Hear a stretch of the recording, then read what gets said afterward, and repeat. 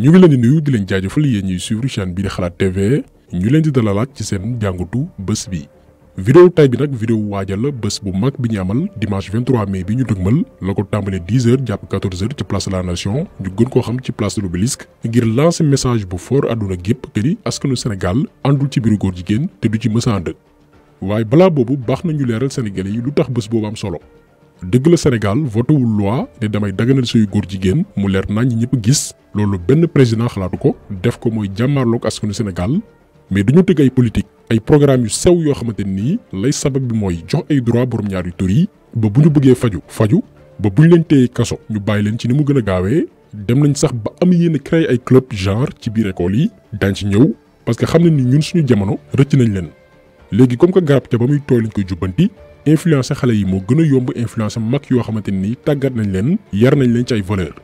ñu ne nag nañu orienté politique bi ci xale yi ba mbirum góor jigéen fekk juróom fukki at ak lu ko ëpp dootul nekkati lu garaaw ci xelu sénégalais yi foofu nag la ñuy daganale officiellement sëyu góor ak góor ak sëyu jigéen ak jigéen gaa yi yàkkamte wuñ seen i mbir jamono gu nekk ak jéego yu ñuy teg moo tax balaa ñu yegg foofu yëpp ñu xamal sénégalais yi fu suñu réew toll ci politique boobu noonu ak naka la Sénégal nar a mel bu ñu farluwul ci xeex mbon gi ñu fi bëgg a saxal ànd ceeg ay doomi réew yoo xamante nii xaalis daf leen jar lu nekk. lii ngeen di gis mooy rapport haut commissaire des Nations Unies aux droits de l'homme ñu ngi ko def en 2011 ngir nee na jagleel ko fitnaal gi ñuy fitnaal góor jigéen ñi ci àdduna bi. ci rapport bi dañoo tënk ay poñ ne bépp dëkk bu bokk Nations Unies Sénégal mi ngi ci biir da ngaa war a bàyyi xel digle yii.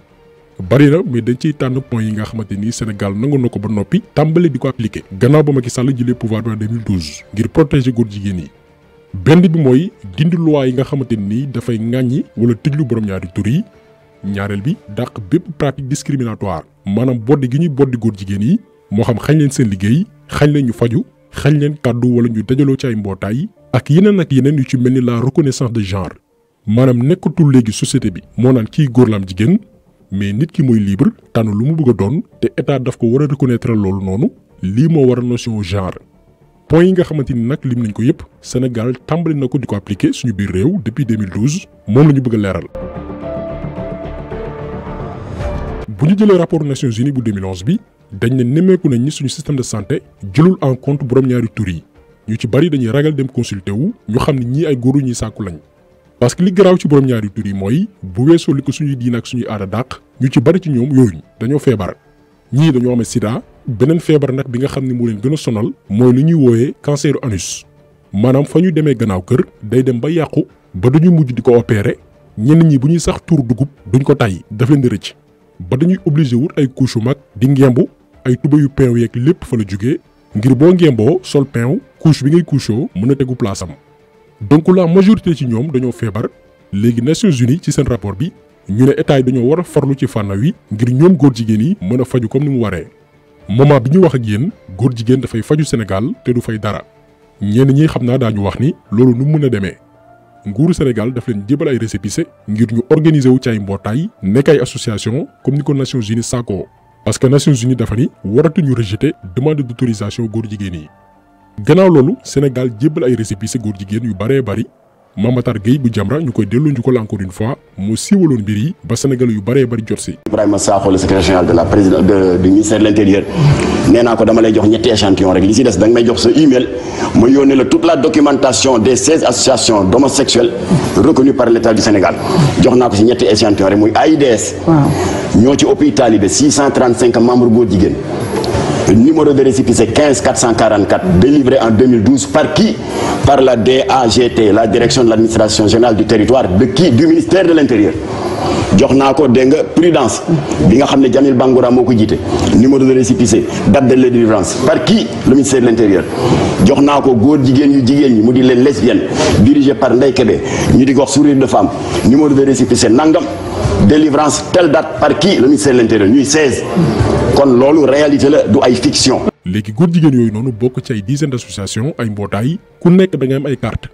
léegi Sénégal à travers lëkkaloo yi muy lëkkaloo ak Nations Unies ak kuréel yu ci mel ni IPPF ñoom ñi nga xam ne dañuy dooleel pajum góor jigéen ak planification familiale maanaam sorel njur gi dañuy financer Sénégal ngir muy faj góor jigéen yi te duñu fay ba ci médecins yi faj góor jigéen yi dañuy am ay neexal yu baax a baax ba ku ci toog lu yàgg gisoo sa malade góor jigéen da nga koy woo di ko xool ci lu mu nekk parce que ci consultation yooyu noonu la suñu réew di mën a sukkandiku di bind ay rapport di ko présenter Nations Unies ngir xamal ko ni ñoo ngi toppatoo bu baax a baax borom ñaari tur yi. fii la Sénégal toll ci mbiru góor jigéen yi alors que yow mii di seetaan maara day taali bu sa mbokk feebaroon am feebar bu garaaw boo demee hôpital te yoroo xaalis duñ ko laal da ngay teg dara ci table bi ñu koy soog a jël en charge. boo demee ci yenn village yi amuñu gynécologue famille bu ñuy matu ci ay charrette lañ leen di yóbbee mais moment boobu noonu góor jigéen yaa ngi faju gratuitement te ci mbon ak caaxaan képp la ñu nekk. ba tey ci rapport Nations Unies bu 2011 bi dañoo ñaawlu loi yi nga xamante ni dafay bodde ak fitnaal borom ñaari tur yi ñu sàkku ci réew bu ci nekk mu xoolaat charte yi tënk doxalinu dëkkam ngir góor jigéen yi kenn bañ leen fitnaal. en 2016 Macky Sall woote référendum boo xamante ni daf ci dëxëñ ay poñ yoo xamante ni day répondre ci càkkutee fi Nations Unies maanaam dàq lépp luy joxoñ baaraamu tuuma borom ñaari tur yi. biñ ko njëkkee nag mooy la reconnaissance de nouveaux droits aux citoyens tëgg ak yelleef yu bees gi di citoyen bi mais yan droit yu bees la ñuy wax ñu layalee ko ni dëkkuwaay bu mucc ayib sénégalais bi itam am sañ-sañ ci li ko suñu borom may ñu koy woy ressource naturelle waaye tamit suuf si nga xamante ni ñun ñëpp ko bokk. alors que bi ñuy wootee référendum bii nii fekkoon nañu jël suñu suuf jébal ko borom doole yi noot ay village ba noppi séddoo suñu pétrole gaz zircon ak yu ñu mel kon lii ñu layalee nouveau droit amul nouveau droit yi kay ñeneen ñoo ko tax a jóg. Ababacar Mboup defoon na ci benn intervention bu mucc ayib période boobu noonu. ak jaxasoo daan may jëkkal. sañ-sañ yu yees mooy lan. mooy lan ku xam dara ci wàllu géopolitique. adduna bi da nga xam ni nouveau droit yooyu ñuy tudd. ak les droits des minorités. muy LGBT lesbienne gay bisexuel ak transgenre. ñooñu ñooy minorité yi nga xam ne si dafa am ay penchant yu ñu am yu bees di jaamu seen bànneex te loolu dañ leen war a reconnaître loolu ni nga amee sañ-sañu taxawal sa jàkka dem wuy ji fa mbaa nga jël sa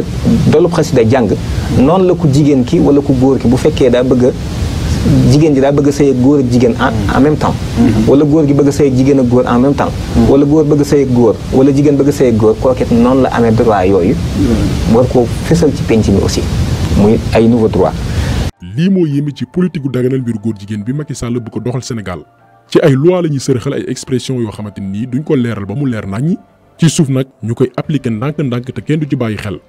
la preuve gannaaw ba ñu wootee référendum ba noppi 1 an après en 2017 la ñu tëgg code de la presse bu bees bi maanaam charte yi nga xamante ni mooy tënk mbirum tas xibaar biir Sénégal